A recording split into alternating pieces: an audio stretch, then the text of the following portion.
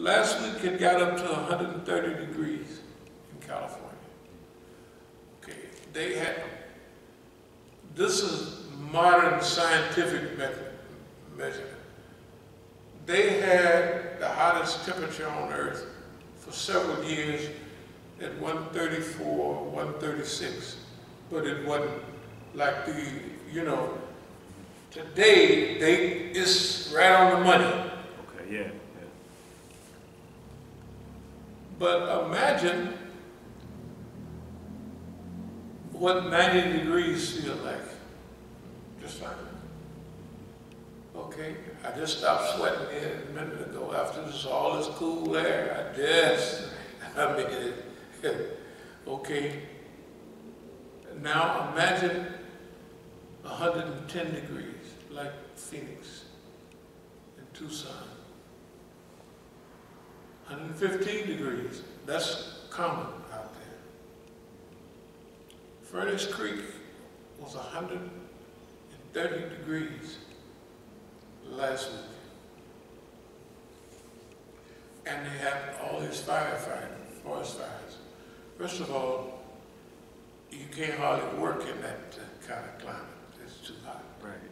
Yeah. I remember some of the reports coming out from when the firefighters were fighting those fires was that they had to go do what the soldiers coming back from the Middle East had to do. They had to go through PTSD treatment because they were, you know, it was that traumatic, seeing all the burned houses and just stuff like the firefighters had to go through.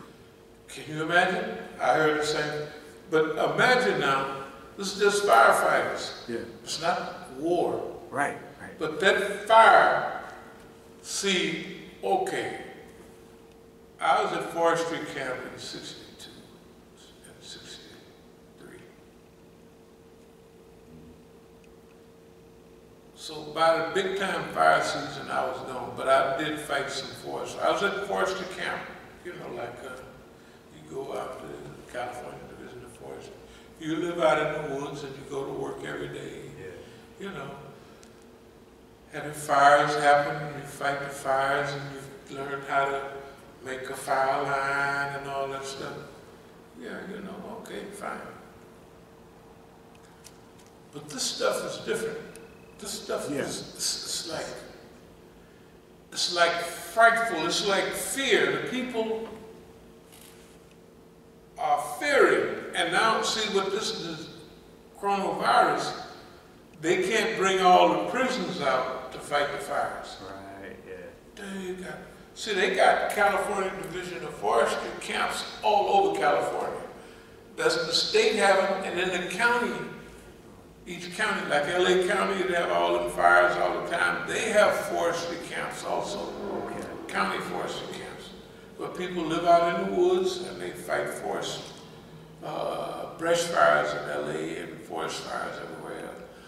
It is burning millions of acres, good God Almighty. And this happens every year. The Paradise Fire swooped through there and just whoof, knocked everything out. And then Santa Rosa, right north of San Francisco on Highway 101, that's beautiful up there in Northern California. The houses look like a Berlin bombing. You know, I remember in California, houses are made mostly out of wood. Right, yeah. And not bricks. These houses are made a lot. See, if you made houses out of bricks, them earthquakes tear them boys down. Yeah, they'd fall down in a hurry. So the houses out there are made mostly of wood. You might have a little fancy brick on the front, but it ain't holding this, just a decoration. But the house itself, the houses are made out of wood because the wood can, you know, bend and you know what I mean, and that it won't collapse. And the wood is light. You got the light wood up there, sheetrock, and it fall on you, just daze you. Anyway, these are the greatest forest fires in history already right now. Unbelievable. As you said, they're having post-traumatic stress. drove all through the country over and over again. Like I was saying, now Louisiana. In a way, when I watch the news, see, I know everywhere they're talking about. Even in the world, I know if they're talking about so-and-so, I've been there before, or it's Mexico, Venezuela. It don't make no difference. Most of the time, I've been there before. And I know what Lake Charles, Louisiana looked like. And I know where Houston is, and I know the humidity, and I know Beaumont, Texas. Beaumont, Texas is swampland. It's right on the border between Texas and a few more miles, right on the border between Texas over here and Louisiana over here. Louisiana is just a wet state. When you go back 100 years ago, most of the travel in Louisiana was by boat. You go around by boat. Okay, then they got this Huey Long started, the government in the 30s started building bridges and roads and stuff like that. But anyway, so Louisiana, when you're driving through Louisiana, it's just water everywhere. And the rain is unbelievable. Now, they just had 2 hurricanes. First of all, it was hurricane number 1. They said, oh, we missed the big punch. Oh, they were just jumping up, laughing, and happy. And then this one. Right. And of course, you was listening to the news too. This is an unsurvivable hurricane. You gotta leave. Right. Yeah. This is one of those hurricanes where it makes landfall at its peak. Like the worst it's going to get is when it's going to be hitting 150 miles an hour. Yeah. Of course, I mean, who knows what that feels like? Right. You know, I mean, it's like it just, you know, it blows everything down. It just blows everything down. Right. So I went through Texas, it was 20 years ago, on Highway 30. And they had something blow through there. And for miles and miles, all the trees, the pine trees, they were snapped like a matchstick. And I'm driving, I'm seeing. I said, boy, I'm glad I wasn't here then. Okay, I'm gonna speed up. Number 2 is hurricane. And this is hurricanes and floods, let's call it of biblical proportions. You're having 100-year floods every 5 years now, right? Yeah. Yep. All over the world, this is cut down. This is not here, this is China, this is everywhere. Is having, when you listen to the poor people in China, we're having a 50-year flood, but we didn't have a 50-year flood every year for the last 5 years. In other words, it's washing all the topsoil away. It's just ruining the country. I try to speed up. Number 3, small businesses closing. They're just closing. You know, they don't have the wherewithal. The government just cut down on the $600 a week they was giving them. Yeah. But the stock market is still going up with all this bad news. That means the government is spending trillions of dollars buying up all that stuff. Because the stock market go on bad news. You don't look at all this bad news. Right. This is pages of bad news. And the stock market's still going up. I stopped watching it. I used to, when the stock market would drop 500 a day, 1,000 a day. That's when it was real, a few months ago. Yeah, yeah. Oh, I'd say, yeah, let me see how much it went down today, how did it come up, and I'd be watching. But after 2 months ago, I stopped looking at it. I said, it's artificial. There ain't no way in the world that this stock market is going up doing this. What is the coronavirus now? About 175, 180, almost I bet you it's getting close to 180,000. You know, the latest I saw was 170-something,000. So, okay. Small businesses closing all over the country, the workload, this, you know, it's millions of people on unemployment. And then, you know, the people come and they give a lecture at the Republicans. I'll get to that later. But you know, those Republicans seem like that they're talking about another place in the universe, not this one. It don't, nothing they say relates to where we are now. Number 4 is New Zealand. There was just 59 people killed down there last year, right? They just sentenced the guy the other day. Yeah, they got 184,000 right here. Good God Almighty! Based off the count here. 184,000. Yeah. That means next week. Yeah, pretty much. It'll be 200,000. Yeah. Well, a week and a half to it. Okay, that's getting pandemic. You know what I mean? Yeah. That's getting like, hey, they ain't missed a beat though. Them white folks, the Republicans. Right. It's like it's not even. What? We're having something going on, but don't you worry, we're going to go right on past that. Yeah. And we got a new virus. I'll get to that dumb stuff. I'll speed up. The basketball players are walking out everywhere. Right. I was surprised they did it. They shocked me. I didn't see All it coming. the stuff, everything that's happening is a shock. They I say, didn't see that coming. they say, no, man. Enough is enough. Right. Yeah. And any intelligent system would have a moratorium. Right. Okay, they just sent out a memo. Leave niggas alone for 6 months. Don't worry about it. Hell, let them go.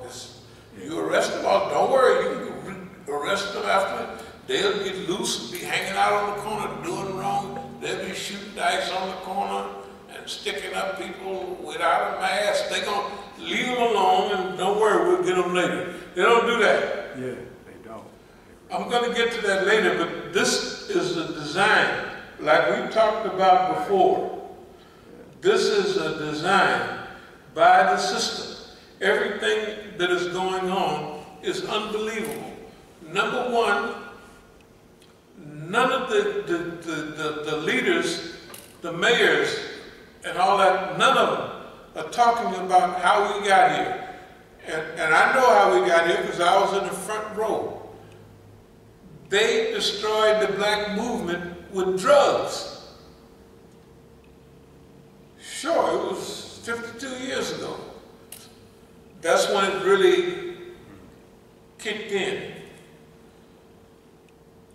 After they infested us with drugs, it followed the course. It changed the black community. By 1970, we were putting bars on our windows. Never happened before.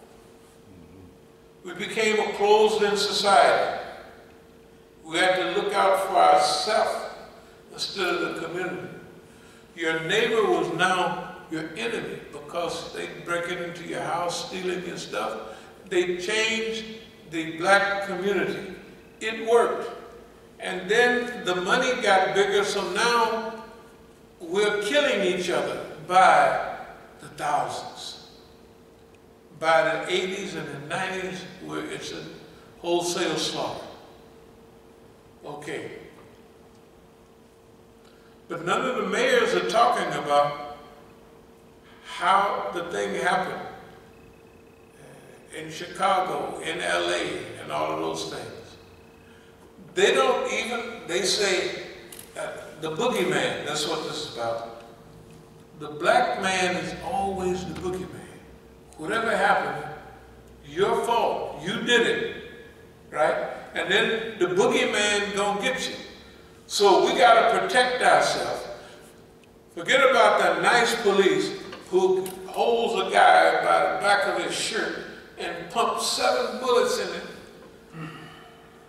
the way they're slaughtering black, this is on purpose. This is not like coded. They used to kill you like if you was in the backyard or something and couldn't nobody see, they'd blow your behind away. But now, the telephone, they know that when they do this, somebody got a phone on them. Somebody got picked. Everybody know that. And then they might even have their body cameras on, they might be working. So now it's out in the open. They're doing this to get a response. The mother said, I'm praying for the people. That was yesterday. And then she turned and said, I'm praying for you, the police. That's what the black mother said about the brother just killed up in Wisconsin. I'm praying for you, the police. We don't want anybody to do anything in our name. Same thing George Floyd's and people, same thing everybody said down in Atlanta. All the black people said, we don't want anybody to destroy any property or anything else because that's not going to help. We want you to demonstrate and make your demands. It's the same old dumb stuff we was taught. Now we told them, they're going to blame everything on you. Oh, it's a nice demonstration during the day, but at night, here come these other people.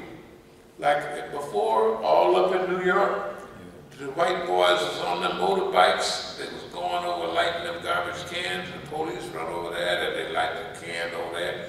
They was doing all that on purpose. And it worked.